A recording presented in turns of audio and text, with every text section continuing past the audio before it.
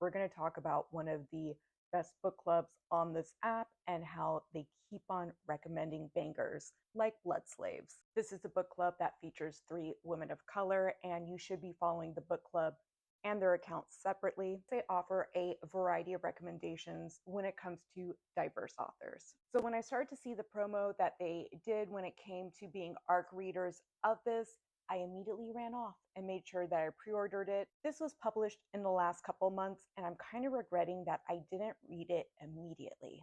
I know that a lot of people are waiting into fall because it definitely gives those vibes, but the way that the story is told, this is a vampire novel that is good year-round. Blood Slaves is going to start off with our vampire and their perspective. We get a little back history of how they were formed, a plague that made them change their lifestyle, and what type of abilities we're going to see from a vampire who has been fully satiated. The story then jumps to a new location and a new time. We are now in the early 1700s on a Carolina plantation. From here on out, the story is going to be told from the perspective of Willie, who has spent about half his life in slavery. And Willie, like many people on the plantation, is at a break-in point.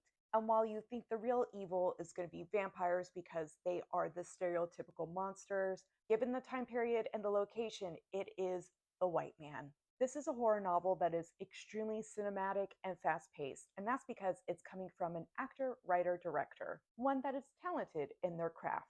They start off the novel with obvious trigger warnings because it is going to be a sensitive subject. There's going to be a lot of violence and a lot of aggressive language, but also with a letter about where he was coming from when he wrote this.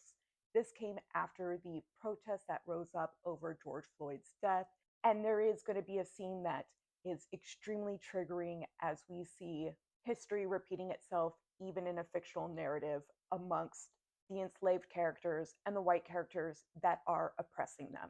That being said, as violent as this novel is, I really do believe that it is important to the plot, and it's not told in a way that glorifies it so much as really shows how villainous, horrific, and terrifying it was. Of course, this book is going to get tons of comparisons to the movie Sinners, and I'm not going to deny that, but I would also like to add other comparisons. If you read Marlon James' The Book of Night Women, and if you watch any Quentin Tarantino movie, this book is giving all those vibes. When looking into it, it seems like this might even be a saga, and we may get more stories within this universe, and I cannot wait. And even though I wasn't looking to start a new series, this is one that's definitely worth getting into.